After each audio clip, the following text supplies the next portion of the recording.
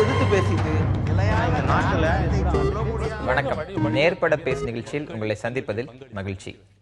வங்கிகளில் over the counter என சொல்லப்படக்கூடிய வகையில் கவுண்டர்களில் நேரடியாக உங்களிடம் இருக்கக்கூடிய 500 மற்றும் 1000 ரூபாய் நோட்டுகளை மாற்றும்போது உங்கள் விரல்களில் மை வைக்கப்பட்டு அடையாளம் கண்காணிக்கப்படும் என்கிற உத்தரவை என்கிற அறிவிப்பை இன்றைக்கு பொருளாதார விவகாரத்துறை செயலாளர் சக்திகாந்த தாஸ் வெளியிட்டார். ரூபாய் நோட்டு செல்லாதது என்று அறிவிக்கப்பட்ட நாள் முதல் நாடு முழுவதும் இந்த விவகாரத்தில் ஒரு வகையான பதற்றமும் மக்கள் வங்கிகள் முன் நீண்ட வரிசையில் நிற்கக்கூடிய காட்சிகளையும் பார்த்து வந்திருக்கக்கூடிய நிலையில் சக்திகாந்ததாஸின் இந்த அறிவிப்பு மேலும் ஒரு அதிர்வலையாகவே பார்க்கப்படுகிறது. தங்கள் பணத்தை மாற்றுவதற்கு ஏன் அடையாளம் வைக்க வேண்டும் என்கிற கேள்வி பெரும்பான்மை மத்தியில் எழுந்திருக்கிறது. ஆனால் ஒரு நபரே பல்வேறு அடையாள அட்டைகளை காண்பித்து பணத்தை மாற்றுவதால் கருப்பு பண பரிமாற்றம் மிக எளிதாக நடைபெறுவதாக வந்த புள்ளி விவரங்களும் புகார்களின் அடிப்படையிலும் தான் இந்த நடவடிக்கை எடுக்கப்படுவதாக சக்திகாந்த தாஸ் தெரிவித்தார். ஆனால் ஒருவர் ஒருமுறை மை வைத்து 4000 ரூபாயை மாற்றிவிட்டால் அவர் எத்தனை நாட்கள் கழித்து மீண்டும் தனக்கு தேவைப்படக்கூடிய தொகையை மாற்றுவார்? அல்லது அது மட்டும்தான் அவர் மாற்றத்தக்க தொகையா? வங்கி கணக்கு இல்லாதவர் கட்டாயம் வங்கி கணக்கை துவங்கித்தான் தன்னிடம் இருக்கக்கூடிய பழைய நோட்டுகளை மாற்ற முடியுமா என்கிற கேள்விகளுக்கு சக்திகாந்ததாசிடமிருந்தும் விடையில்லை, வங்கிகளிடமிருந்தும் விடையில்லை. நாளை தினம் வங்கிகள் திறக்கும் போது இதற்கான விடை கிடைக்குமா என்கிற எதிர்பார்ப்பும் எழுந்திருக்கிறது. இந்த தருணத்தில்தான் இன்றைய இந்த அறிவிப்பு குறித்தும் செல்லாக்காஸ் விவகாரத்தில் அடுத்த கட்டமாக நடந்திருக்கக்கூடிய நகர்வு குறித்தும் நாம் நமது நேர்பட பேச அமர்வில் விவாதிக்க இருக்கிறோம். இந்த அமர்வில் நம்மோடு பொருளாதார பேராசிரியர் திரு வெங்கடேஷ் ஆத்ரேயா, தொழில் முதலீட்டு ஆலோசகர் திரு ஷியாம் சேகர் ஆகியோர் நமது அரங்கத்தில் இணைகின்றனர். அதே போன்று நமது டெல்லி அரங்கத்திலிருந்து நம்மோடு இணைகிறார் பாரதிய ஜனதா கட்சியைச் சேர்ந்த திரு எஸ் சேகர் மற்றும் சென்னையிலிருந்து இணைகிறார் விடுதலை சிறுத்தைகள் கட்சியின் தலைவர் திரு தொல் திருமாவளவன். இவர்கள் அனைவரும் விவாதத்திற்கு வரவேற்று விவாதத்தை தொடங்குகிறேன். வணக்கம். நான் முதல்ல திரு திருமாவளவனிடமிருந்து தொடங்கலாம் அப்படின்னு நினைக்கிறேன். சமீபத்தில் பொது சிவில் சட்டத்திற்கான ஒரு மாநாட்டை, அதற்கான எதிர்ப்பு மாநாட்டை கூட்டிய போது நீங்கள் இந்த 500 ரூபாய் 1000 ரூபாய் செல்லாத அறிவிப்பு பற்றியும் பேசியிருந்தீர்கள். ஒரு எக்கனாமிக் எமர்ஜென்சி அப்படின்னு சொல்லி பல்வேறு விஷயங்களை சுட்டி காட்டியிருந்தீர்கள். இப்படியெல்லாம் நடக்கலாம் வாய்ப்பு இருக்கு அப்படின்னு ஒரு விமர்சனத்தை வச்சிருந்தீங்க. அதில் ஒரு பகுதியாக இன்றைக்கு வந்திருக்கக்கூடிய இந்த மை வைக்கக்கூடிய அறிவிப்பை நீங்க பாக்குறீங்களா? இல்ல கருப்பு பண ஒழிப்பினுடைய ஒரு அங்கம் இது தேவைதான் அப்படின்னு அரசு சொல்லக்கூடிய அந்த வாதத்தை நியாயம் என்று பார்க்கிறீர்களா?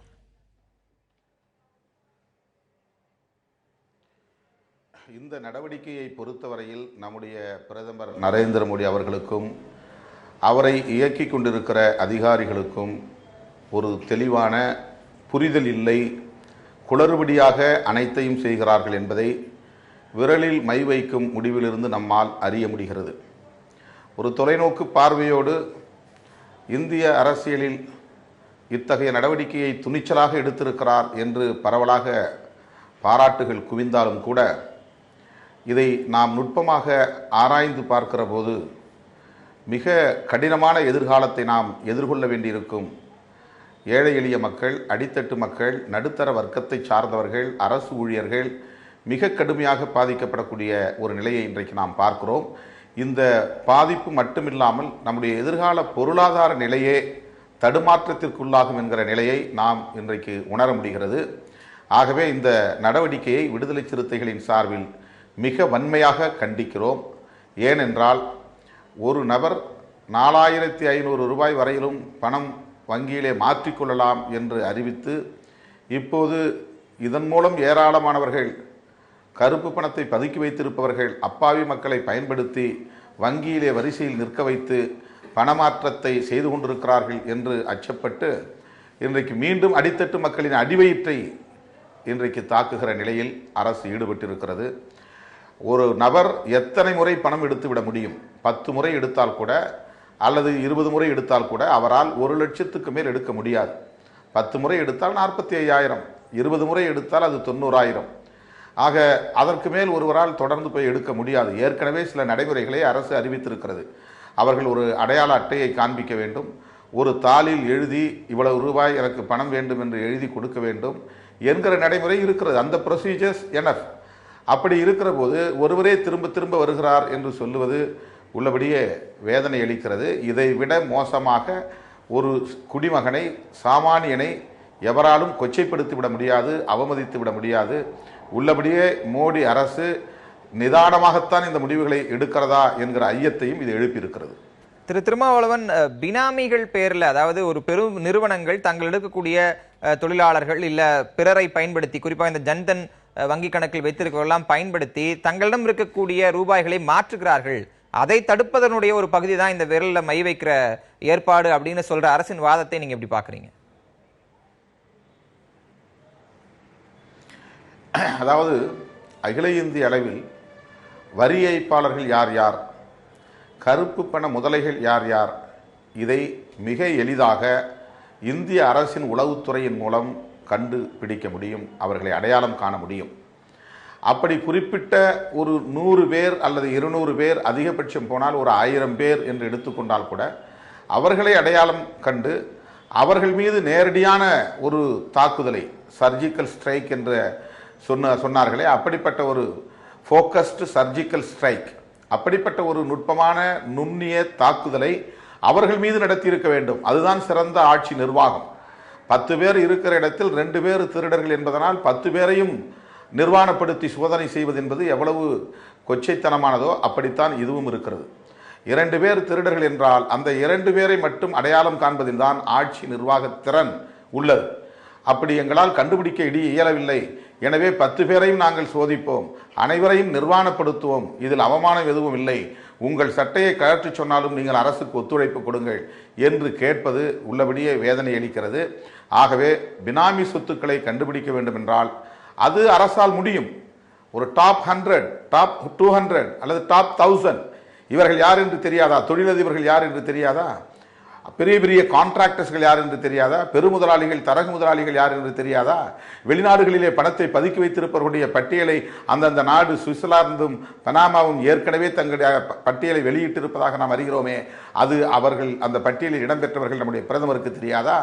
அவரோடு நெருக்கமாக இருக்கிறவர்கள் தான், அவருக்கு நண்பர்களாக இருப்பவர்கள் தான், அவருக்கு பழக்கமாக இருப்பவர்கள் தான். அவர்களுடைய பெயரை ஏன் இவர்கள் வெளியிடவில்லை? அவர்கள் மீது ஏன் இந்த நுட்பமான தாக்குதலை, நுண்ணிய தாக்குதலை நடத்தவில்லை? ஆகவே யார் யார் இதனோடு தொடர்புடையவர்கள் என்று அடையாளம் கண்டு அவர்களுடைய பினாமி சொத்துக்களை கட்டாயம் இவர்களால் கையகப்படுத்த முடியும், அந்த பணத்தை பறிமுதல் செய்ய முடியும். அவ்வாறு செய்யாமல் ஒட்டுமொத்தமாக இந்தியா முழுவதும் ஏழை எளிய மக்களை இன்றைக்கு துன்புறுத்தி கொண்டிருப்பது இந்த ஆட்சி நிர்வாகத்தின் தோல்வியை காட்டுகிறது. குளறுபடியான தெளிவில்லாத ஒரு நிலைப்பாட்டை இது உறுதிப்படுத்துகிறது. திரு திருமாவளவன், நம்ம தொடர்ந்து பேசலாம். திரு எஸ்.ஆர். சேகர் நம்மோடு டெல்லியிலிருந்து நினைக்கிறார். திரு எஸ்.ஆர். சேகர், பல்வேறு அறிவிப்புகள் இந்த டிமானிட்டைசேஷன் தொடர்பாக, இந்த செல்லாக்காசு விவகாரம் தொடர்பாக வந்து கொண்டே இருந்தாலும் இன்றைக்கு இந்த மை வைக்கிற அறிவிப்பு அப்படிங்கிறது, ஒரு ஜனநாயக நாட்டில் ஒரு முறை வாக்கு போடுவதற்கு, மை வைப்பதற்கு இந்த அரசியலமைப்பு சட்டம் எனக்கு உரிமையை வழங்கி இருக்கிறது. அப்படிங்கும்போது 2வது முறையாக என் பணத்தை, என்னிடம் இருந்த பணத்தை அரசு எடுத்த ஒரு நடவடிக்கையாக நான் மாற்ற வேண்டும் என்பதற்காக நான் ஏன் அடையாளப்படுத்தப்பட வேண்டும் அப்படிங்கிற சாமானியன் கேள்விக்கு உங்களுடைய பதில் என்ன? இல்லை, இந்த கருப்பு பணத்தை வெளிக்கொண்டு வருகின்ற அரசினுடைய முயற்சியினுடைய முதல் கட்டமே சீக்ரெசி, அதாவது ரகசியம் காப்பது. ரகசியம் காப்ப வேண்டும் என்கின்ற அடித்தளமான ஒரு விஷயம் இருந்ததுனால தான் இதை இவ்வளோ தூரத்துக்கு சக்ஸஸாக செய்ய முடிஞ்சிச்சு. இல்லை என்றால் இதற்கு முதல்ல காலக்கெடுவெல்லாம் கேட்டாங்களே, அந்த மாதிரிலாம் கொடுத்துருந்தோம்னா இது ஒரு லாஃபிங் ஸ்டாக்காக மாறி இருக்கும், எல்லா கருப்பு பணமும் மாற்றப்பட்டிருக்கும்.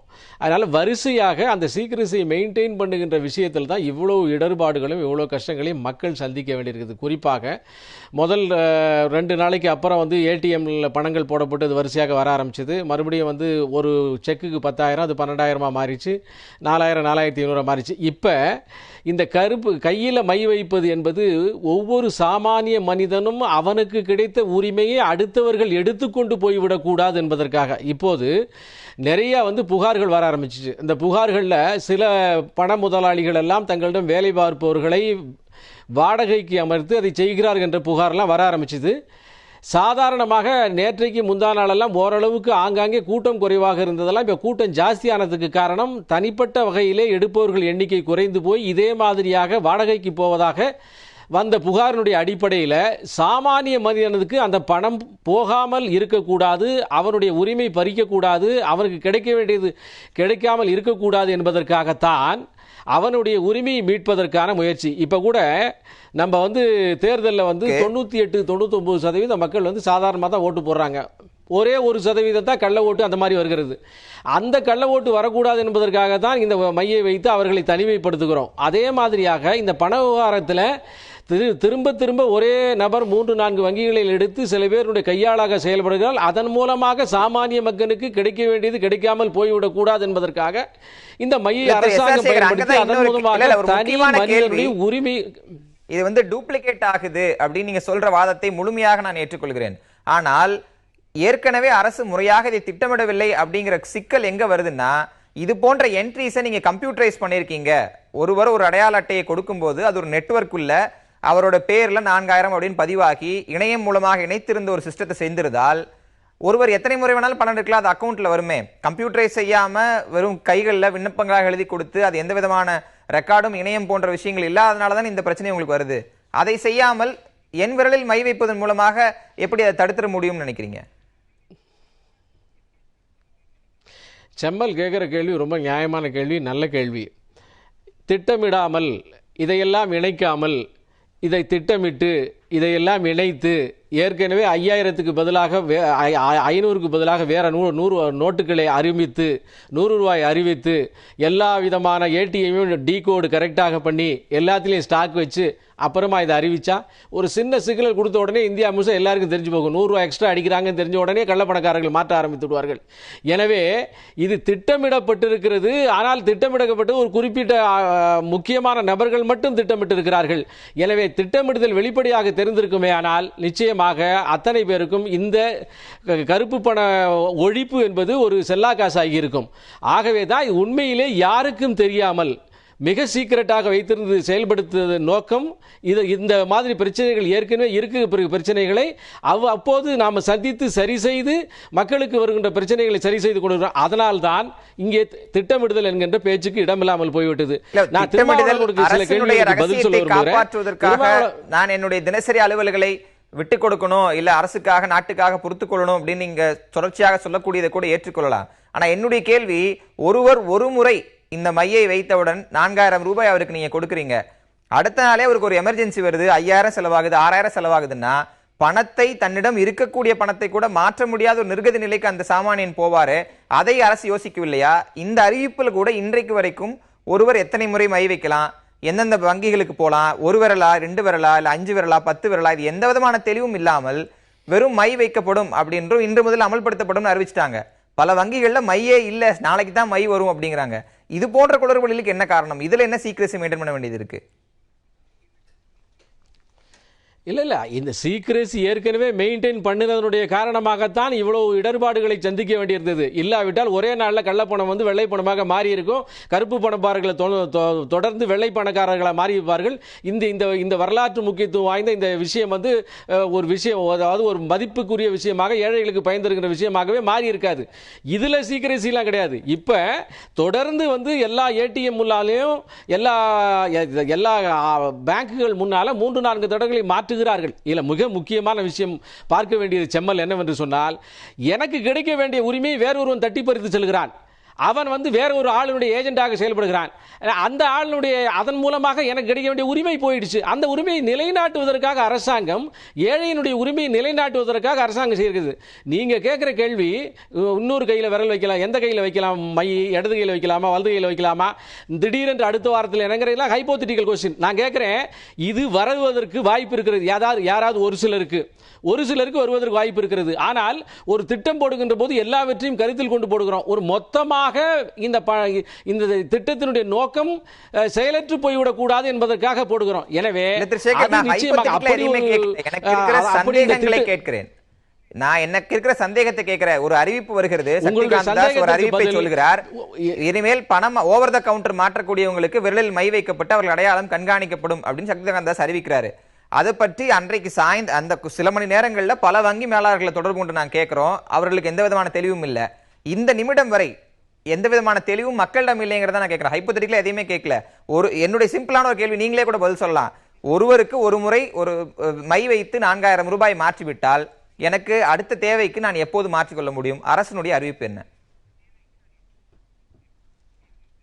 அதாவது இந்த கையில் ஒரு வலது கையில் இடது கையில் வந்து தேர்தலுக்கு அவர்களே குறிப்பிட்டிருக்கிறார்கள். இடது கையில் தேர்தலுக்காக வைப்போம், பல பை எலெக்ஷன் நடக்குது, அதனால் வலது கையில் வைப்போம்னு சொல்லியிருக்கிறார்கள்.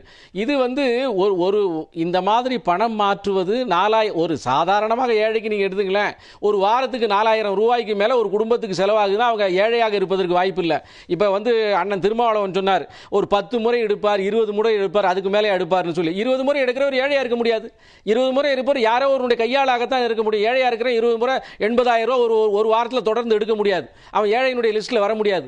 எனவே இப்ப நாம் பேசுவதெல்லாம் ஏழையை பற்றி, அவனுக்கு கிடைக்காமல் போயிருப்பதை தடுப்பதற்கு, அவனுக்கு கிடைக்க வேண்டி இருப்பதற்கு, கிடைக்க செய்வதற்கான ஒரு முயற்சியாக தான் இருக்கிறது. எனவே இந்த அரசு இப்ப வந்து நீங்க சொல்லக்கூடிய விஷயம் சில கேள்விகள் இருக்கக்கூடிய நடுத்தரம் மேல் நடுத்தர வர்க்கமும் பாதிக்கிறாங்களே. பிரச்சனையே என்னன்னா கருப்பு பணத்தை ஒழிப்பதற்காக எல்லா வர்க்கமும் போவோம், இந்த ஏழை பாதிக்கூடாங்கிறதுக்காக நடுத்தர வர்க்கம் பாதிக்கிறாங்க. இல்ல நான் சொல்லுகிறேன் இல்லை செம்மல் இப்போ இந்த பணம் வந்து கொண்டு போய் அதாவது கேஷ் டிரான்ஸ்ஃபருக்காகத்தான் இது. பேங்க்கில் போய் அவன் செக்கு போட்டு 12,500 எடுக்கிறதுல மாற்றம் இல்லை, ஏடிஎம்ல தினசரி 2,500 எடுக்கிறதுல மாற்றம் இல்லை, அவனுடைய எவ்வளோ வருமானம் அந்த வருமானத்தை கட்டுவதில் மாற்றம் இல்லை.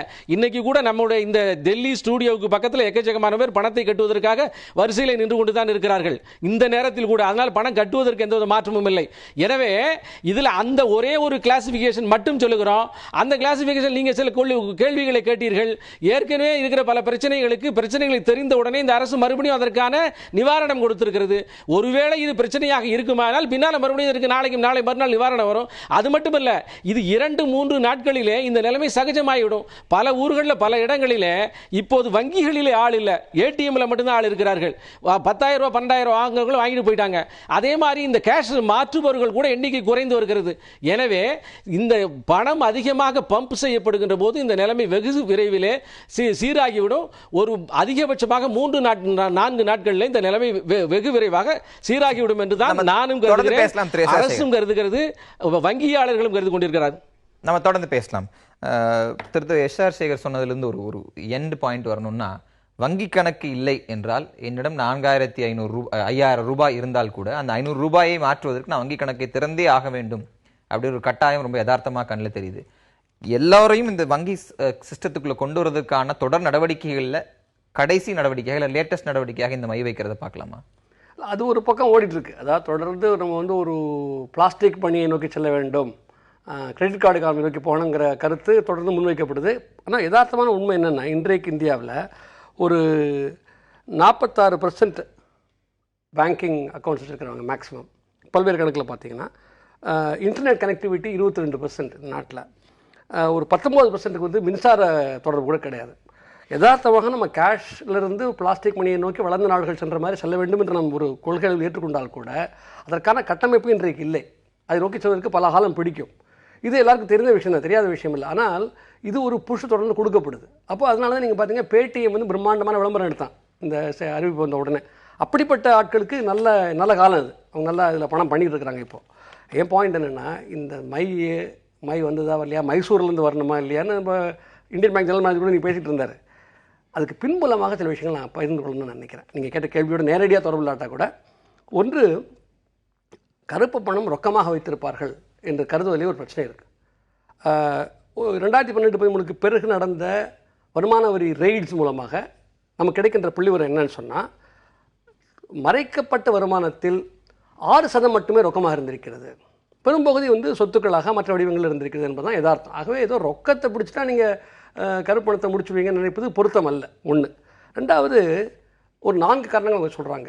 கருப்பு பணம் ஒன்று, கவுண்டர்ஃபிட் கரன்சி ஒன்று, டெரரிசம், அப்புறம் வந்து கரப்ஷன் ஒழிக்கப்படணும். இது கரப்ஷன் ஒழிக்கிறதோ மற்றதோ இதில் அவ்வளோ மையமாக வர மாதிரி எனக்கு படலை. ஆனால் கவுண்டர்ஃபிட் கரன்சி எவ்வளோ இருக்குது நாட்டில்? நிறைய விவரங்கள் மட்டும் இல்லை, ஒரு விவரம் இருக்குது. நேஷ்னல் இன்வெஸ்டிகேஷன் ஏஜென்சிக்காக இந்திய புள்ளியியல் நிறுவனம் செய்த ஆய்வில் அவங்க என்ன சொல்கிறாங்கன்னா, 400 கோடி ரூபா தான் கவுண்டர்ஃபிட் மணி. இப்போது நோட்ஸ் அண்ட் சர்க்குலேஷன் கிட்டத்தட்ட ஒரு 17 லட்சம் கோடி ரூபா. அப்போ இதில் 0.025% என்ற அளவுக்கு தான் இந்த கவுண்டர்ஃபிட் மணி இருக்குது. அது எடுக்கிறதுக்கு வேறு வழிகள் இருக்குது. நீங்கள் வந்து withdraw notes from time to time and issue fresh நோட்ஸ்னு நீங்கள் பண்ணியிருக்கலாம்.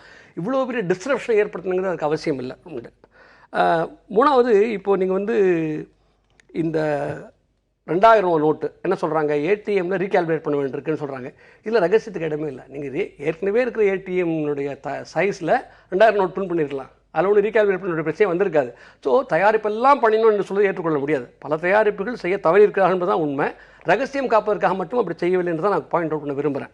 அதில் ஒரு ஒரு ஒரு ஒரு பெரிய ஃப்ளாஷ் பண்ணணும், இம்பேக்ட் பண்ணணும், ஒரு பொலிட்டிக்கல் இம்பேக்ட் பண்ணணும் என்ற ஒரு அஜெண்டாவும் அதில் இருந்திருக்குமா என்று தான் இயல்பாக மக்கள் யோசிக்க நேரிடும். அடுத்தது, இப்போது என்ன சொல்கிறாங்க, மீடியாவில் வர தகவல் தான் இது. அண்மை மாதங்களில் கடந்த குவார்ட்டரில் 3 மாதங்களில் ஒரு சடன் ஸ்பைக் இன் பேங்க் டெபாசிட்ஸ், வங்கியில் செலுத்தப்பட்ட ஒரு பெரிய ஸ்பைக் இருக்குது. ஒருவேளை சில நெருக்கமான புள்ளிகளுக்கு தமிழாக்கம் சொல்லிட்டீங்கன்னா ஒரு பயங்கரமான உயர்வு ஏற்பட்டிருக்கிறது இந்த டெபாசிட்ஸில், வங்கிகளை செலுத்தக்கூடிய பணத்தில் ஏற்பட்டிருக்கு. அப்போ அது ஒருவேளை சில உள் தகவல்கள் அறிந்த ஆட்கள் இருப்பாங்களாங்கிற கேள்வி எழுப்புது. அதுக்குள்ளே நான் போகல. இன்னொன்று, இப்போ நீங்கள் கருப்பு பணத்தை எப்படி ஜெனரேட் ஆகுது? கருப்பு பணம் என்பது ஐடலாக இல்லை, பல்வேறு பொருளாதார நடவடிக்கைகள் ஈடுபடுத்தப்படுது, தொடர்ந்து ஈடுபடுத்தப்படும். அப்போது தொடர்ந்து உற்பத்தி ஆகும். இன்றைக்கு இந்த நோட்டுகளை வித்ட்ரா பண்ணி புது நோட்டுகள் கொடுத்து, அதுவும் 2000 ரூபா நோட்டு நீங்கள் கொடுக்க போகிறீங்க, அது இன்னும் வசதியான ஏற்பாடு கொடுத்தீங்கன்னா மீண்டும் இந்த கருப்பு பண உற்பத்தி என்பதை நீங்கள் தடுக்க முடியாது. இப்போ கருப்பு பணத்தை பற்றி இவ்வளோ அக்கறை கொண்டவர்கள் கடந்த வரவு செலவு அறிக்கையில் வரி ஏய்த்தவர்களுக்கு 6 மாதம் அவகாசம் கொடுத்து நீங்கள் கட்டலாம், நாங்கள் ரிஷிமலும் நிதிமலும் கேட்க மாட்டோம், பணத்தை வாங்கிக்கொள்ளும், 45% டேக்ஸ் பண்ணுவோம், ஒன்றும் கேட்க மாட்டோம்னு சொன்னாங்க. ஒரு 69,000 கோடி ரூபாய் வருமானம் அறிவிக்கப்பட்டது. 29,000 கோடி ரூபாய் வருமானம் அரசுக்கு கிடச்சிருக்கு, வரி வருமானம். ஆனால் ஏற்கனவே நமக்கு தெரியும், கொடுபடா வரி என்பது பல லட்சம் கோடி ரூபாயில் இருக்குது. ஆகவே அந்த முயற்சி கூட, ஏன்னா கடந்த வரவு செலவு அறிக்கையில் 2 காரியம் பண்ணாங்க. சொத்து வரியை ரத்து செய்தார்கள் இந்த நாட்டில். ரொம்ப ரொம்ப சுவையான ஒரு வரலாறு. கேட்டால் கலெக்ட் பண்ண முடியலன்னு சொல்கிறாங்க. அதேமாதிரி இந்த ஆம்னஸ்டி கொடுத்தாங்க வரி ஏய்ப்பவர்கள். முன்னாடி 97 சிதம்பரம் கொடுத்தாரு, இப்போ இவங்க கொடுக்குறாங்க. இந்த நாட்டில் அவ்வப்பொழுது வரி ஏய்ப்பவர்களுக்கு வரி சலுகைகள் அளிக்கப்படும் என்ற ஒரு அனுபவம் நமக்கு இருக்குது. அப்போது இது திடீரென்று மிகுந்த அக்கறை எனக்கு கருப்பணத்தில் இருக்குது என்று சொல்வதை அவ்வளவு நம்பகத்தன்மை வாய்ந்ததாக பார்க்க முடியாது. அதில் சிக்கல் இருக்குது. ஒரு நம்பகத்தன்மை, இன்றைக்கி ஒருவேளை அப்படி ஒரு மனமாற்றம் ஏற்பட்டிருக்கலாம், செய்யணும்னு நினைக்கலாம், அது அரசியல் ரீதியாக பயனுள்ளதுன்னு நினைக்கலாம், அப்படி செய்யிருக்கலாம். ஆனாலும் ஏதோ சுத்த சுயம் பிரகாசமாக நாங்கள் வந்து கருப்பணத்தை ஒழிப்பதற்கு தான் பிறந்தவர்கள் என்று சொல்வதெல்லாம் ஏற்றுக்கொள்ள முடியாது. பேக் ரெக்கார்ட்ஸ் வந்து அதை கன்வின்சிங்காக சொல்லலை. அடுத்தது, இந்த கருப்பு பண நடவடிக்கை எப்படி இருக்குதுன்னு பார்த்தீங்கன்னா, பன்னாட்டு அளவில் செயல்படுது. இங்கே மொரிஷியஸ் ரூட் இருக்குது, பார்ட்டிசிபேட்டரி நோட்ஸ் ஃபங்க்ஷனிங் இருக்குது, ஸ்டாக் மார்க்கெட்ஸில் பங்கேற்பு குறிப்பு பண்ணுறது. ஒரு 20% ஜிடிபி இருக்குன்னு எஸ்டிமேட் சொல்லுது. எல்லாமே தோராயமான கணக்கு தான், நான் துல்லியமானு சொல்ல மாட்டேன். அப்போது இது வந்து ஒரு 30 லட்சம் கோடி ரூபாய்க்கு மேலே இந்த 20% ஜிடிபின்னு சொல்லுது. பட் இன்றைக்கி கேஷ் இன் சர்க்குலேஷன் ஒரு 17.7 லட்சம் கோடி ரூபா தான். ஸோ ஒரு கணிசமான தொகை என்பது அது தாண்டி இருக்குது. இது what is produced every year, இது ஃப்ளோ, நாட் அ ஸ்டாக். அப்போது ஒரு என்ன பிரச்சனை, ஒரு நிச்சயமாக ஒருவேளை இந்த நடவடிக்கைகள் மேற்கொள்ளப்படும் பொழுது ஒரு சிறிது தொகை ரொக்கமாக வைத்திருக்கப்பட்டிருக்க கருப்பணம் வரலாம். ஆனால் மிகப்பெரிய அளவு கருப்பணத்தின் தாக்குதல் என்று இதை நம்ம வரையறுக்க போடப்பட்டிருக்கிற முயற்சிக்கும் வரக்கூடிய அந்த மிக பெரிய இடைவெளி இருக்கும். ரேஷியோ சரியா இருக்கும்னு நினைக்கிறீங்களா? இல்லை, நான் நினைக்கிறேன்னா கருப்பு பணத்தினுடைய கருப்பு சொத்தினுடைய மொத்தத்தில் ஒரு மிகச்சிறிய பகுதியை தான் இது தொடும் நான் நினைக்கிறேன். தொட்டாலும் கூட பரவாயில்ல, நான் வரவேற்கலாம். நீங்கள் வந்து வரவேற்க வேண்டாம் நான் சொல்லலை, இப்போ வந்து இது தவறு என்று நான் சொல்லலை. ஆனால் இது ஒரு மிகச்சிறிய பயனளிப்பதை மிகைப்படுத்தி பிரம்மாண்டமான நடவடிக்கை சித்தரிப்பதெல்லாம் வந்து ஜனங்களுக்கு கோபமும் ஆத்திரமும் வருது. அப்போது இல்லை, அதான் அதில் வந்து இன்னும் இது போல் தேர்தல் ஹரியில் வந்து ப்ரிப்பரேஷன் பண்ணாங்களாம் கேள்வி எழுப்பப்பட்டிருக்கு. திரும்பி 2000 ரூபாய் நோட்டு ரீஇன்ட்ரூஸ் பண்ணிங்கன்னா என்ன அவங்க கேள்வி எழுப்பப்பட்டிருக்கு. ஒரு கேஷ்லெஸ் எக்கானமியை நோக்கி போவதற்கான கட்டமைப்பு நம்மள்ட்ட இல்லைங்கிற பிரச்சனை இருக்குது. அப்படி பல பிரச்சனைகள் இருக்குது. நிதானமாக ப்ரொசீட் பண்ணணும்னு நான் நினைக்கிறேன். அவர் சொன்ன ஒரு விஷயம், இந்த எக்ஸ்பெரிமெண்ட் மிகப்பெரிய எக்ஸசைஸ்ன்னு பிரதமர்லேருந்து எல்லோரும் சொல்லுகிறார்கள். இந்த மிகப்பெரிய எக்ஸசைஸினுடைய பலன் மிகப்பெரியதாக இருக்கணுங்கிறது யதார்த்தமான எதிர்பார்ப்பு. ஆனால் அது மிகப்பெரியதாக இருக்காதுங்கிறது பெரும்பான்மை பதிலாக இருக்கிறது. உங்களுடைய பதில் என்ன? இல்லை, பிரச்சனை என்னென்னா இந்த நோட்டை மாற்றிக்கிறது, பரிமாற்றம் இருக்குது பாருங்கள், இது வந்து வெறும் ஆரம்பம் தான் என்னை பொறுத்த மட்டும். இது வந்து இதை பண்ணாமல் இருந்திருந்தால் என்ன இருக்குன்னாக்கா, வேட் கொண்டு வந்த மதிப்பு கூட்டு வரி, மதிப்பு கூடுதல் வரி தொடர்ந்தும் வரி வைப்பு வந்து அதே அளவில் தான் நடந்துட்டு இருந்தது. அதே தான் ஜிஎஸ்டி வந்தாலும் நடந்திருக்கும். ஆகவே இது வந்து நம்மளுடைய வரி வசூல், நாட்டில் வரக்கூடிய வரி வசூல், வரி ஏய்ப்பு, இது வந்து ரொம்ப அதிகமாக இருக்குது அப்படிங்கிறது எல்லாருக்குமே தெரிஞ்சது தான். ஒரு காலத்தில் என்ன சொன்னாங்க, டாண்டன் கமிட்டி, சோரே கமிட்டி, அந்த மன்மோகன் சிங் இருந்த காலத்தில் ராஜாச்சல்யா கமிட்டியில் என்ன சொன்னாங்கன்னா, வரி ரொம்ப அதிகமாக இருக்குது, அதனால வரி ஏய்ப்பு செய்கிறாங்க மக்கள்னு சொன்னாங்க. ஆனால் வேட் வந்ததுக்கப்புறம் உண்மையிலேயே வந்து ஒரு நிறுவனம் கையிலேருந்து கொடுக்கக்கூடிய வரி வந்து மிக குறைவு. ஆனாலும் அதை கூட கொடுக்கறதுக்கு பல நடுத்தர நிறுவனங்கள், அதாவது குறு நிறுவனங்கள், நடுத்தர நிறுவனங்கள், வியாபாரம், தொழில், பலரும் வந்து இதுக்கு தயாரா இல்லை. வரி கொடுக்கக்கூடாது அப்படிங்கிறதுல ரொம்ப தீர்மானமா இருக்காங்க.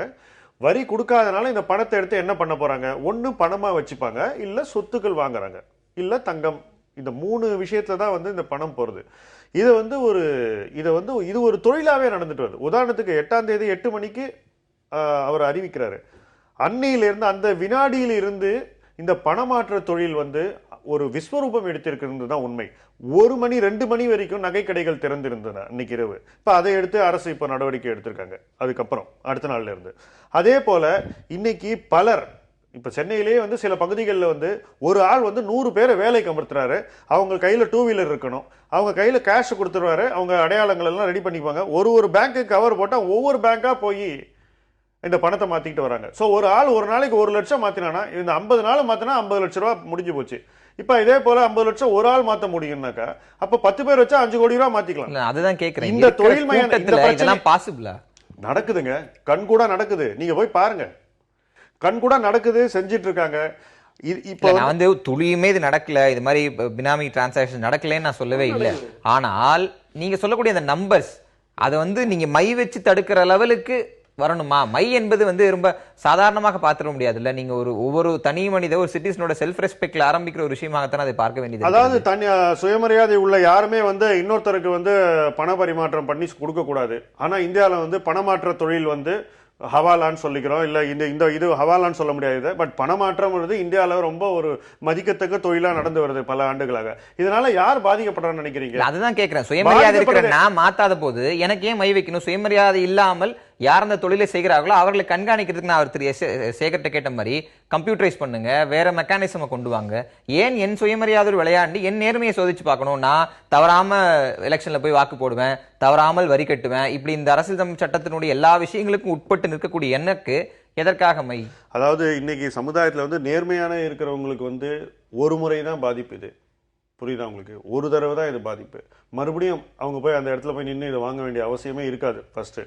ரெண்டாவது, இதுல எத்தனை பேர் இருக்காங்க, இதுல எவ்வளவு தொழில் மையம் இருக்குன்றது உங்களுக்கு அடுத்த ஒரு வாரத்துல தெரியும். அந்த கூட்டங்கள், வெளியில நிக்கிற கூட்டங்களை பார்த்து நீங்களே புரிஞ்சுப்பீங்க. மை வைக்க தொடங்கினே கூட்டம் குறையும், நிச்சயம் குறையும். இப்போ சுயமரியாதை பிரச்சனை மட்டும் இல்லை. இதில் நீங்கள் வந்து ரகுராம் ராஜன் மிக தெளிவாக சொல்லியிருக்கிறாரு. ஒரு சில ஆண்டுகளுக்கு முன்பு ஒரு ஆற்றிய உரையில் உயர் டினாமினேஷன் பணங்களை வித்ட்ரா பண்ணுவது, டிமானிட்டைசேஷன், அதன் மூலமாக கருப்பணத்தை மையமாக அதுதான் நல்ல தாக்குதலாக இருக்குமானா இல்லை அப்படின்னு அவர் சொல்லிருக்காரு. என்ன சொல்லிருக்காரு? உலகம் புறா அந்த அனுபவத்தில் இது வந்து என்ன, he said the clever will find a way around it, the rich will find a way around it. பணக்காரர்கள் சுற்றி ஒரு வழி கண்டுபிடிச்சிருவாங்க. அந்த வழிகளை பற்றி ஒன்றும் அவர் சொல்லியிருக்கிறாரு. அவர் என்ன சொல்கிறாரு? 39% உங்கள் டேக்ஸ் ரேட் இந்தியாவில், நீங்கள் 33% உங்கள் tax rate including surcharge and all that. அமெரிக்காவில் 39%, ஐரோப்பிய நாட்டில் 50%. அவங்களால கொடுக்க முடியும்னா இந்த 33% டேக்ஸ் ஏன் கொடுக்கக்கூடாது? அதை ஏன் நீங்கள் ஒழுங்காக வசூல் பண்ணல? அப்போ அவர் என்ன சொல்கிறாரு? நிர்ணயிக்கப்பட்ட வரி விகிதத்தை முறையாக வசூல் செய்தாலே போதும், இந்த அதிரடி நடவடிக்கைகள் வந்து எந்த வகையிலும் பெருமளவுக்கு பயனளிக்காது என்பதை நான் சொல்லலை, ரகுராம் ராஜன் சொல்கிறார். இதுதான் நவம்பர் 2012 இந்திய அரசுக்கு ஒரு கமிட்டி ரிப்போர்ட் கொடுத்தாங்க. அதனுடைய சேர்மன் வந்து direct board of tax, board of direct taxes. அவங்க என்ன சொன்னாங்க? ஒரு பொது கருத்து இருக்குது, இந்த ஹை டினாமினேஷன் நோட்ஸை எடுத்துட்டா பிளாக் மணியை தாக்கிடலாம் அப்படின்னு ஒரு கருத்து இருக்குது. அந்த கருத்து சரியில்ல.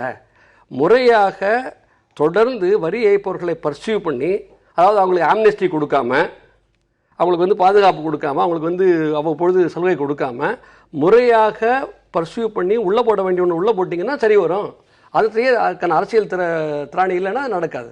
நம்ம தொடர்ந்து பேசலாம். இடைவேளைக்கு பிறகு நேர்பட பேச தொடரும். திருமாவளவன், கருப்பு பண ஒழிப்பில் எடுக்கப்பட்ட ஒரு நடவடிக்கை, இந்த நடவடிக்கையினுடைய அளவு என்பது சிறிதாக இருந்தாலும் ஒரு அரசியல் கட்சி, மத்திய அரசில் ஆட்சி செய்யக்கூடிய கட்சி தங்களுக்கான அரசியல் லாபத்திற்காக இதை பெரிதுபடுத்துகிறது, இதுல என்ன தவறு இருக்கு அப்படின்னு ஒரு வாதத்தை முன்வைக்கிறார்களே, நீங்கள் இதை எப்படி பார்க்கிறீர்கள்?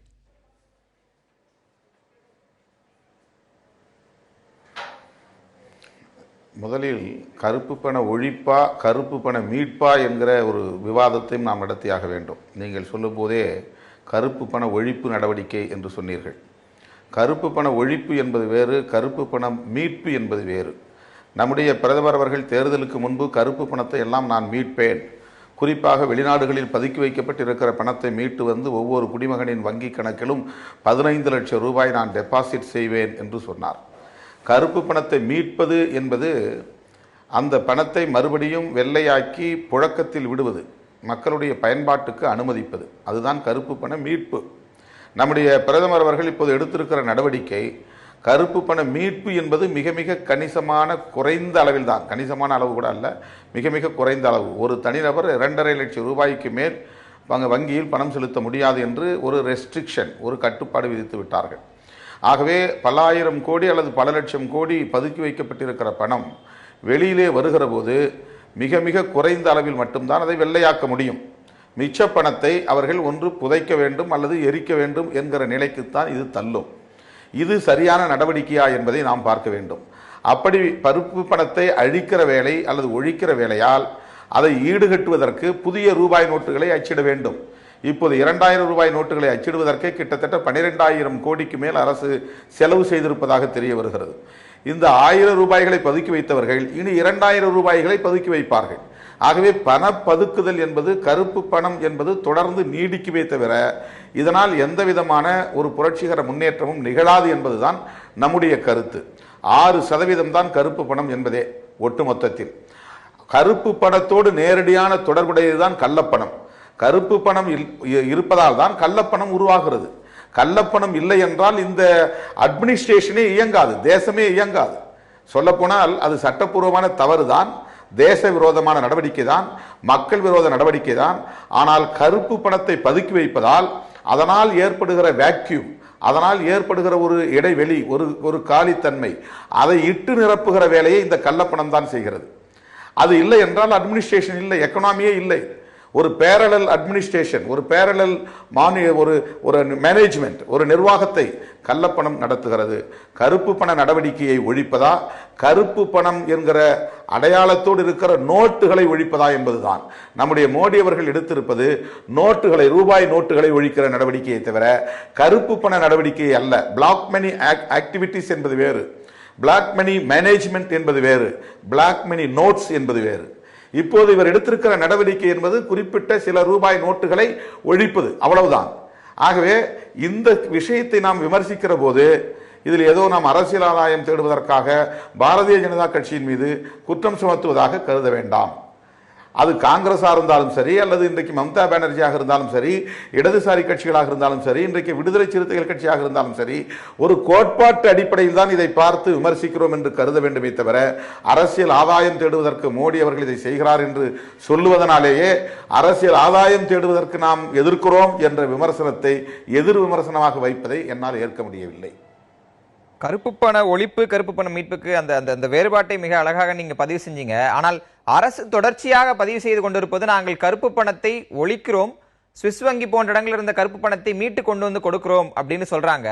இந்த கருப்பு பண ஒழிப்பு, மீட்டு, இந்த எல்லா நடவடிக்கைகளையும் யாரு டார்கெட் ஆகிறாங்கன்னு நினைக்கிறீங்க? இந்த நடவடிக்கைகளில் யார் குறிவைக்கப்படுகிறார்கள் என நினைக்கிறீர்கள்? இந்த நடவடிக்கை, இத்தனை நடவடிக்கைகள்ல யாரெல்லாம் குறிவைக்கப்பட்டு நடந்திருக்காங்கன்னு உங்களுடைய புரிதல் இருக்கு? அதுதான் மிகுந்த வேதனைக்குரியது. என்னவென்றால், யாரையோ குறிவைத்து யாரையோ தாக்குகிற ஒரு நிலை, மேற்கு பக்கம் குறிவைத்து கிழக்கு பக்கம் தாக்குகிற ஒரு நடவடிக்கையாகத்தான் இன்றைக்கு நம்முடைய மோடி அவர்களின் தலைமையிலான இந்த அரசு இயங்கிக் கொண்டிருக்கிறது. குறிப்பாக பணத்தை பதுக்குகிறவர்கள் யார், கள்ளப்பணத்தை அச்சிடுகிறவர்கள் யார், இந்த பிளாக் மணி ஆக்டிவிட்டீஸ் என்கிற நடவடிக்கைகளில் ஈடுபடுகிறவர்கள் யார், அவர்களை நேரடியாக அடையாளம் கண்டு அவர்கள் மீது தாக்குதல் நடத்த வேண்டும் என்பதை யாரும் மறுக்கவில்லை. ஆனால் இன்றைக்கு 500 ரூபாய் 1000 ரூபாய் வைத்திருக்கிற ஒரு அடித்தட்டு மனிதன், ஆட்டோ ஓட்டுகிறவன், அறுப்பு வேலை செய்கிறவன், கட்டிட வேலை செய்கிறவன், மூட்டை தூக்குகிறவன், வண்டி இழுக்கிறவன் போய் அந்த பணத்தை மாற்றுகிறான் என்றால் அவனா கருப்பு பணத்தை வைத்திருக்கிறான். அவன் போய் இன்றைக்கு நடுவீதியிலே நிற்க வேண்டிய நிலை.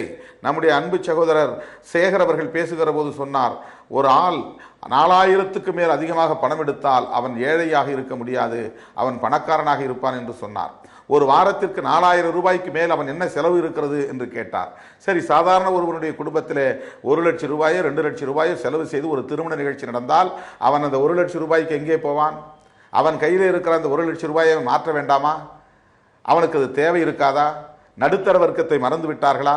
அடித்தட்டிலே கிடக்கிற சாதாரணமான வறுமையிலே வாடுகிற ஒரு ஏழையை நினைப்பிலே வைத்து ஏழைக்கான ஒரு அரசு என்கிற பொருளிலே அவர் சொல்வது நாம் சரி என்றாலும் கூட, நடுத்தர வர்க்கம், அரசு ஊழியர்கள், அரசு அதிகாரிகள், நடுத்தர வர்க்கத்தை சார்ந்தவர்கள் பல லட்சங்களை கையில் வைத்திருப்பார்கள், 10 லட்சம் கூட வைத்திருப்பார்கள். அந்த 10 லட்சம் அவருடைய வெள்ளை பணம், உழைப்பிலே சம்பாதித்த பணம், அது ஒயிட் மணி. அவர்களுடைய பென்ஷனாக இருக்கலாம், வேற ஏதாவது இன்சூரன்ஸில் இருந்து அவர்கள் வந்திருக்கலாம். அவர்கள் உழைத்து சம்பாதித்த பணத்தை, வெள்ளை பணத்தையும் கொண்டு போய் இன்றைக்கு கருப்பு பணத்தை வைத்திருப்பவர்களைப் போல குற்றவாளிகளாக குற்ற உணர்வை உருவாக்கி நடுத்தருவில் நிறுத்தி இருக்கிற இந்த நடவடிக்கை தான் தவறு. ஆகவே இந்த கருப்பு பண நடவடிக்கையை ஒழிக்கிறோம் என்கிற நடவடிக்கையை எடுத்ததில் டார்கெட் என்பது உண்மையான குற்றவாளிகள் அல்ல, உண்மையான மக்கள் விரோதிகள் அல்ல, சாமானியமான மக்களின் மீது இந்த தாக்குதல் நிகழ்த்தப்பட்டிருக்கிறது என்பதை பிரதமர் உணர வேண்டும், ஆளுங்கட்சியினர் உணர வேண்டும், ஆளுங்கட்சிக்கு ஆதரவாக இருப்பவர்கள் உணர வேண்டும். இதிலே வரட்டு கௌரவம் கூடாது. எடுத்த நடவடிக்கை தவறு, எடுத்த நிலைப்பாடு தவறு, கையாண்ட உத்தி தவறு, அவருடைய பொருளாதார கொள்கை தவறு. பொருளாதார கொள்கையில் மாற்றம் இல்லாமல் பொருளாதார நடவடிக்கைகளில் எந்த மாற்றத்தையும் ஏற்படுத்த முடியாது. ஆகவே நம்முடைய அரசாங்கத்தின் பொருளாதார கொள்கை எது? தனியார் மயமாதலை இவர்கள் கைவிட்டு விட்டார்களா? உலக வர்த்தக நிறுவனத்தோடு WTO போடப்பட்டிருக்கிற ஒப்பந்தத்தில் இருந்து இவர்கள் விடுபட்டிருக்கிறார்களா? இவர்களுடைய பொருளாதார கொள்கை மக்களுக்கு விரோதமான கொள்கை. அதனால் தான் பணப்பதுக்கள் இங்கே நிகழ்கிறது, அதனால் தான் கள்ள நோட்டு அச்சடிக்க வேண்டிய நிலை வருகிறது. இங்கே உள்நாட்டு உற்பத்திக்கான பொருளாதாரம் இல்லை. ஏழை எளிய மக்களுக்கான அன்றாடம் தேவைக்கு அவர்களுக்கு ஈடு செய்யக்கூடிய வாங்கும் சக்தியை, வாங்கும் திறனை உருவாக்கக்கூடிய பொருளாதார கொள்கை இல்லை. எல்லாம் கார்ப்பரேட் நிறுவனங்களை பாதுகாப்பதற்கான, பெரும் முதலாளிகளை, தரகு முதலாளிகளை திருப்திப்படுத்துவதற்கான பொருளாதார கொள்கைகள் தான் உள்ளன. பன்னாட்டு நிறுவனங்களை திருப்திப்படுத்தக்கூடிய பொருளாதார கொள்கை உள்ளன. எனவே இந்த பொருளாதார கொள்கையில் மாற்றம் இல்லாமல் இந்த முயற்சி வெற்றி பெறாது. 78 மொரார்ஜி தேசாய் இந்த முயற்சியை எடுத்தார், தோற்று போனார். அதன் பிறகு கள்ளப்பணம் பெருகி இருக்கிறது, கருப்பு பண நடவடிக்கைகள் அதிகரித்திருக்கிறது. எனவே ரூபாய் நோட்டுகளை ஒழிப்பதில் எந்த புரட்சியும் இல்லை, முற்போக்கும் இல்லை. தொடர்ந்து பேசலாம் திரு திருமாவளவன். திரு சேகர், ரொம்ப எளிமையான ஒரு வரியில் கொண்டு வந்து இந்த விமர்சனத்தை நிறுத்தி இருக்கிறார் திரு திருமாவளவன். இது கருப்பு பண மீட்பு இல்ல, வெறும் ரூபாய் நோட்டு ஒழிப்பு, இல்ல ரூபாய் நோட்டு மாற்றம் அப்படின்னு அதை புரிந்து கொள்ளலாம்ங்கிற நிலையில் அவர் வந்து நிறுத்தி இருக்கிறார். இதை அப்படித்தான் புரிந்து கொள்ள வேண்டுமா? இல்லை, அண்ணன் திருமாவளவனுடைய பேச்சு முழுவதுமாக கேட்டால் உங்களுக்கு தெரியும். ஒரு வகையில் முழுவதுமாக அரசாங்கத்தினுடைய இந்த செய்கைகளை ஆதரிக்கிறார், இன்னொரு பக்கம் முழுவதுமாக இந்த அரசாங்கத்தின் செய்கைகளை எதிர்க்கிறார். ஒரு வகையில் வந்து கொள்கைகளெல்லாம், அதாவது கருப்பு பணத்தை ஒழிக்க வேண்டும், கருப்பு பணத்தை வந்து ஊழலை ஒழிக்க வேண்டும் என்பதிலே அவர் ஒத்த கருத்தாக இருக்கிறார். ஆனால் அவருடைய விளக்கங்கள் எல்லாம், அதாவது என்ன வருதுன்னா, பாரதிய ஜனதா கட்சி நரேந்திர மோடி செய்தால் குற்றம், ஆனால் வந்து கருப்பு பணத்தை ஒழிக்கணும், கருப்பு பணத்தை இவர் ஒழிச்சா குற்றம். இதுதான் வந்து ஐயா ஆத்திரேவனுடைய வாதமாக இருக்குது, அண்ணன் திருமாவளவனுடைய வாதமாக இருக்குது. திருமாவளவனாவது என்னால் ஏற்றுக்கொள்ள முடியும். நிறைய விஷயங்களில் இந்த அரசாங்கத்தின் செய்திகளை செய்து கார்ப்பரேட்டுகளுக்கு எதிராக பொருளாதார கொள்கைகள் கார்ப்பரேட்டுக்கு ஆதரவாக இருக்கு, அதை மாற்றி எதிராக இருக்க வேண்டும் என்றெல்லாம் சொல்றார், நல்ல ஆலோசனை. ஆனால் இந்த கருப்பு பணத்தை மீட்கக்கூடிய செய்கை, கருப்பு பணத்தை ஒழிக்கக்கூடிய செய்கை கார்ப்பரேட்டுக்கு எதிரானது தானே. அப்புறம் இதை ஆதரித்து தான் ஆகணும். கருப்பு பணத்தை ஒழிக்க வேண்டும் என்று சொல்லக்கூடியவர்கள் ஏன் மோடியினுடைய இந்த செய்தியை எதிர்க்கிறார்கள்? அப்ப என்ன கான்ஃபிளிக்ட் ஆஃப் இன்ட்ரெஸ்ட் என்ன இங்கே? அது மோடி செய்தால் குற்றம் என்ற வகையில் வருகிறது. அதாவது ஆத்ரேயா அவர்கள் சொல்லுகின்ற போது போன 2 மாதங்களிலே ஒரு ஸ்பைக் டெபாசிட்டில் ஏற்படுத்தியிருக்கிறது. எனவே இது ஏற்கனவே சில பேருக்கு சொல்லப்பட்டிருக்கிறது. அதாவது புள்ளி விவரங்களை சொல்லி உண்மைகளை மறைப்பது, புள்ளி விவரங்களை சொல்லி மோடியை வந்து குற்றவாளி ஆக்குவது என்பது அவர்களுக்கு கைவந்த கலை. இப்போ 7வது சம்பள கமிஷன் போட்டு அது எல்லாருமே வெளிப்படையாக இவர் அருண்ஜேட்லி முதற்கொண்டு சொல்லியிருக்கிறார். 7வது சம்பள கமிஷன் போட்டு அந்த பணம் வந்த காரணத்தினால ஒரு ஸ்பைக் வந்திருக்கிறது என்று அது விளக்கப்பட்டிருக்கிறது. மறுபடியும் அதையே சொல்லுகிறார்கள், தெரிந்து வைத்திருந்தும் கூட. வரி ஏய்ப்புக்கு 6 மாத காலம் அவகாசம் கொடுத்தார்கள் என்று சொன்னார். வரி ஏய்ப்புக்கு 6 மாதம் அவகாசம் கொடுத்து அதையெல்லாம் செய்யாதனால தான் இப்ப செஞ்சிருக்கோம். வரிசையாக ஒவ்வொரு விஷயமாக கொடுக்கப்பட்டு அதையெல்லாம் இவர்கள் மீறிய காரணத்தினால பாதிக்கப்படுபவர்கள் யார்? நிச்சயமாக கார்ப்பரேட்டுகளும் பண முதலைகளும் கருப்பு கணம் வச்சிருக்கிறவங்க தான். இன்னும் 4 நாட்கள் 5 நாட்கள் போகட்டும். போனதற்கு பின்னாலே ஏழைகள் எல்லாம் பணத்தை மாற்றிய பிறகு அவனுடைய உண்மையான உழைத்து சம்பாதித்த நல்ல பணமாக அவன் கைக்கு வந்ததுக்கு அப்புறம் மற்றவங்க யார் பேங்குக்கு போறாங்கன்னு பாருங்க. பேங்க் காத்தாடிக்கிறதுக்கு அவங்க போகவே முடியாது. அப்போது புரியும் இவர்களுக்கு இந்த அரசனுடைய செய்கைகள். ஆகவே இது கார்ப்பரேட்டுக்கு எதிரானது என்று சொல்பவர்கள், கார்ப்பரேட்டுக்கு எதிராக இருப்பவர்கள் ஏன் கருப்பு பணத்துக்கு ஆதரவாக இருக்கிறார்கள்? அந்த கேள்வி ஏன் மோடியினுடைய செயலுக்கு எதிர்ப்பு தெரிவிக்கிறார்கள்? அதுதான் புரியாத விஷயமாக இருக்கிறது. திரு ஆத்ரேயா, ரொம்ப வெளிப்படையாக கேட்பது, கார்ப்பரேட்டர் எதிர்ப்பவர்கள் கருப்பு பணத்தை ஆட்டோமேட்டிக் எதிர்த்தான் ஆகணும். அது அரசு பதில் சொல்லிடுறேன். செம்மலுக்கு ஒரே ஒரு பதில் சொல்லிடுறேன். செம்மல் அவர்கள் கையிலே புள்ளி வைப்பது நான் எதற்கு வைக்க வேண்டும் என்று சொன்னார். திரு சேகர் சொல்லுங்க. இதாயிருச்சு. செம்மலுக்கு பதில் சொல்லிடலாமா? சொல்லுங்க சேகர். கையிலே வைக்கின்ற புள்ளி எனக்கு எதற்கு வைக்க வேண்டும்? நான் வந்து கரெக்டா போய் கட்டிக்கிட்டு இருக்கேனே, நான் வந்து சரியாக இல்லாவிட்டால் பரவாயில்ல, எனக்கு மற்றவர்கள் தவறு செய்பவர்களுக்கு எதிராக எனக்கு ஏன் வைக்க வேண்டும்னு சொன்னார். இப்ப நாம ஏற்கனவே நான் சொன்னதுதான் சொல்லுகிறேன். இப்ப வந்து பல்வேறு கம்பெனிகள் உள்ள நுழையிறோம், போகும்போது ஒரு அடையாள அட்டை கொடுக்குறாங்க. அப்ப நம்மளை அவமதிக்கிறார்கள் அவர்கள். அவர்களுடைய கம்பெனி ரூல் அவங்க செய்கிறார்கள். திருப்பதிக்கு போறோம், கையில வந்து கட்டி விடுறாங்க, எலக்ட்ரானிக் இது. அங்க வந்து நம்ம அவமதிக்கிறார்களா? அது நமக்கு ஒரு ரெகுலேஷன் வேண்டும், ஒரு கட்டுப்பாடு வேண்டும். அவர்களுடைய ஒரு இது அமைப்பினுடைய ஒரு கட்டுப்பாடை சொல்லுகிறார்கள் என்று இந்திய அரசாங்கம் ஏழைகள் உண்மையிலே ஒரு தடம் எல்லாருக்கும் கிடைக்க வேண்டும் என்கின்ற ஆதங்கத்தில், எல்லாருக்கும் கிடைக்க வேண்டும் என்ற ஆதங்கத்தில் செய்வது ஒரு நபருக்காக, சரியான இருக்கிற நபருக்கு எதிரானது இல்லை என்பதை நான் வந்து செம்மலுக்கு சொல்ல விரும்புகிறேன். கம்பெனிகள்ல போடுற டேகுக்கும் அரசாங்கம் என் விரலில் வைக்கிற மைக்கும் மிகப்பெரிய வித்தியாசங்கள் இருக்கு. அதை நம்ம தனியாவே ஒரு விவாதத்துல விவாதிக்கலாம். ஏன்னா தேர்தலுக்கு ஒத்த நடவடிக்கை அப்படின்னு சொல்றாங்க. அதை நம்ம தனியா இன்னொரு தருணத்துல விவாதிக்கலாம்னு நினைக்கிறேன். திராத்திரையா, எனக்கு ரொம்ப ஆச்சரியமா இருந்தது. ஒருவேளை இது இயல்பா என்னன்னு தெரியல. எனக்கு எல்லா நடவடிக்கையுமே மோடி என்று அவங்க சொல்லுறாங்க. அரசு நடவடிக்கை எடுத்திருக்கு. எனக்கு மோடி என்ற நபர் மீது தனிப்பட்ட விருப்பம் எதுவும் கிடையாது. நான் ஒரு பொருளாதாரிங்கிற முறையில் என்ன பார்க்கிறேன்னா, இதனுடைய அளவு என்ன?